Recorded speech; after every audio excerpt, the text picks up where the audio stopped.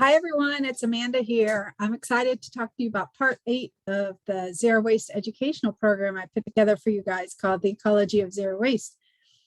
So this week, we're going to talk about recycling right. And this is a very important component of zero waste, and we're going to learn why. So the definition of recycling, according to the US EPA, is recycling is the process of collecting and processing materials that would otherwise be thrown away as trash and turning them into new products. So there are many benefits to recycling, but one of the main ones is that there's fewer raw materials needed to be extracted from the earth if we recycle all of the resources that we use. So that also reduces the upstream pollution that are associated with those raw material extractions. So think about the cans and the bottles that you might use every day, or the paper products. If those can be recycled, that gets us the feedstock or the materials needed to make new packaging and new products. Also, fewer resources are being landfilled or incinerated when we recycle. The greenhouse gas emissions are saved, energy and water resources are saved. Jobs, there are many jobs that are created when we recycle. And when we recycle locally, that affects local jobs too in the United States. So I think you guys have seen this before. This is the zero waste hierarchy of highest and best use. And this is really our model we follow when we create zero waste systems. And it kind of outlines where we want to put most of our efforts and where we'll get most of the return.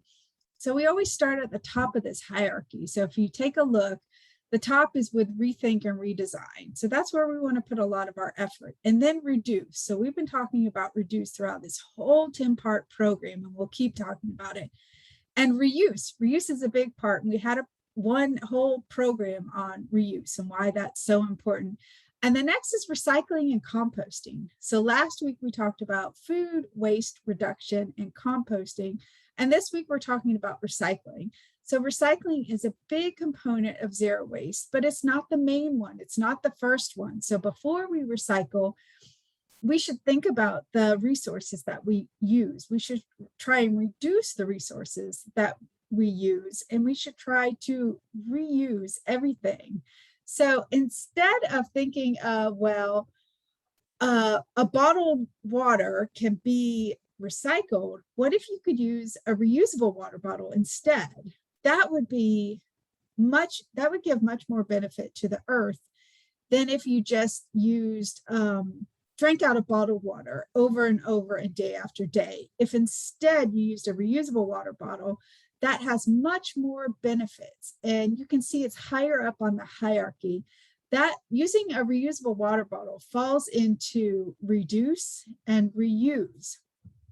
But if you do use plastics or paper or metal or glass products or packaging that could be recycled, I definitely want you to recycle them. So what items can be recycled? So there's just endless amount of materials and items that can be recycled. So we can talk about just about anything can be recycled. It doesn't always get recycled, and there's a few reasons why, but we can recycle batteries, electronics, mattresses, any sort of paper, metal, glass, and for the most part, some plastic products and packaging. Even appliances can be recycled, and then food scraps and vegetation. So we just talked about that last week. So the food scrap recycling is really what composting is. So all of these items can be recycled, but again, they don't always get recycled. And part of the reason is there aren't laws that require it, or it's very expensive to recycle it, or we don't have enough people, there aren't enough jobs out there to get that done, or there's no system set up to get those items to a recycling facility. So there's lots of reasons why, but just keep in mind that in order to create a zero waste or circular economy, we want all these items back when people are done with them. So we can gather up these resources and use them as feedstock to make new products and packaging. So then thinking of it more along the lines of what resources can be recycled, and here it's the basic resources of paper, plastic, glass, and metal.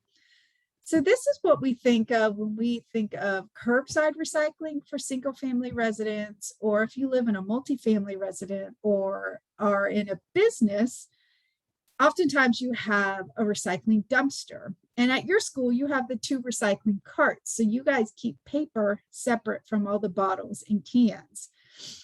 But those are resources, and we definitely want them gathered up and we want them to recycle.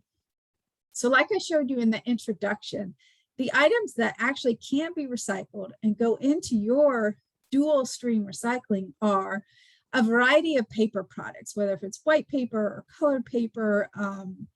It can be junk mail, newspaper, cardboard boxes, magazines, envelopes, everything like that goes in the recycling bin that's marked for paper. And the blue bin, the one that has a blue label on it, is for all the bottles and cans. So in there, we can put plastic bottles, we can put metal cans, aluminum and steel, and glass containers. So it's really kind of limited what we can recycle curbside or in your dual stream system, but there is definitely a reason for that. So how do your resources get recycled? So when you guys put those cans and bottles and paper into your recycling carts, and then they go out to the street, a truck comes by and picks those up once a week. And they bring those resources to what's called a material recovery facility. And these are pictures of the material recovery facility right here in Gainesville. So it's on the northeast side of town. I've been there many times to visit and watch the operation. And basically, the resources that come in are dumped on a conveyor belt, like you see there, and you have workers who separate them. So they throw all of the plastics together. The metal gets, there's a magnet that kind of pulls the metal out. The paper is already separate, so it has its own line. And then once all of the items are sorted, they get baled. That means they get put in these rectangular cubes, all crushed together. So it's real heavy cubes. And then these items are sold. So the material recovery facility manager literally gets on the phone or the internet and tries to find buyers for the metal, buyers for the paper and the plastic and the glass. So he markets them. And so these resources get sold to paper mills, to glass processing facilities, to plastic recyclers, that then those items go to the next stage to different factories that then make new paper or new plastic products. So your items really do get recycled, and we really do need those resources to make new products and packaging. So here's an example of glass. So this image is from Strategic Materials. So Strategic Materials is actually the glass processing facility that takes our glass from Alachua County.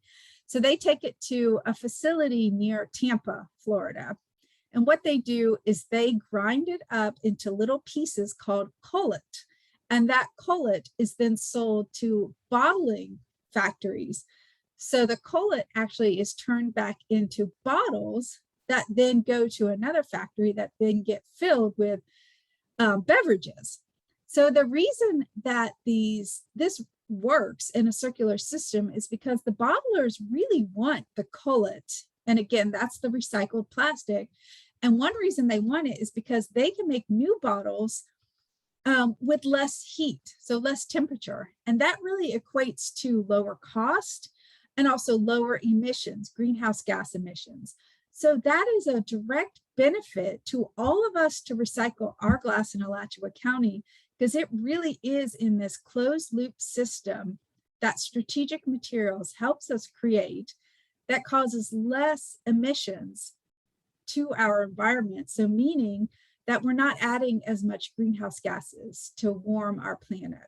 So this is a really good example of how recycling works, how it works here in Florida, because the cullet, the recycled glass, doesn't actually leave our state.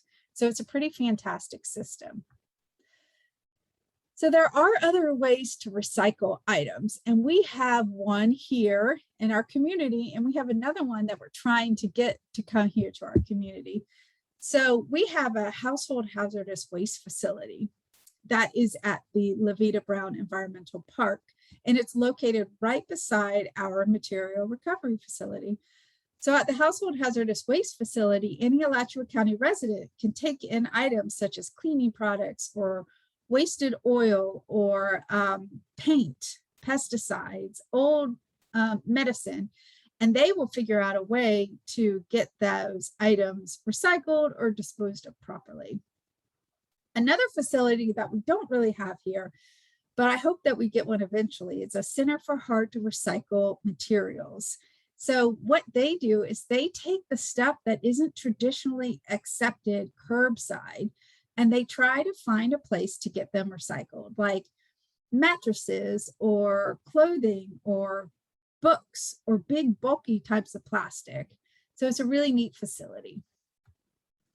So recycling is very important, even though it's not the first thing we do with zero waste, and it's not even the most important part of zero waste, but recycling is part of zero waste. We need it to form that circular economy. And the manufacturers really need our recycled resources. But we should also think about purchasing items made from post-consumer recycled content. So post-consumer recycled content just means that it's made from our resources that we recycled. So one real good example is toilet paper. Toilet paper is readily available in stores that is made from recycled paper. So that's an easy one that we can all do. So recycling plastic is much more complicated than the regular resources. So for the most part, if you drink a soda or another drink out of an aluminum can, that aluminum can has a high chance that it has recycled content in it. The vast majority of cans are made from recycled aluminum because there are environmental benefits to making the aluminum cans out of recycled aluminum. Plastic is different. Plastic bottles aren't made back into plastic bottles. Like glass can directly go from a bottle to made into a new bottle. The same thing with metal. But plastic is generally downcycled, meaning it's turned from a plastic bottle, into something like a watering can or a planter box or something that will just be used once, hopefully for a really long time. And it can only be recycled so many times. So glass can be recycled over and over and over endlessly. And the same thing with metal.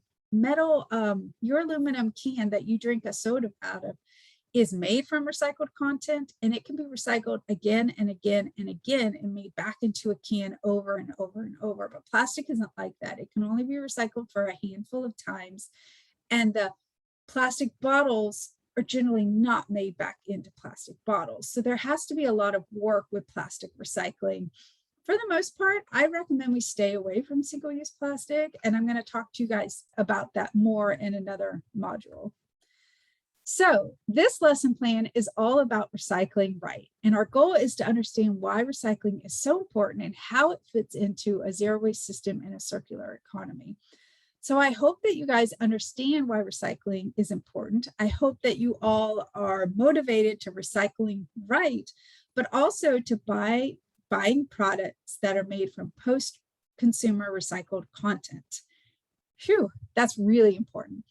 So the next lesson actually is the problem with plastic. So it's a really complicated problem. Plastic really is a big deal. It's a huge environmental concern, and I'm going to try and boil it down to make it simple for you guys to be able to digest in one of these short sessions. So I want to thank you for talking about recycling with me.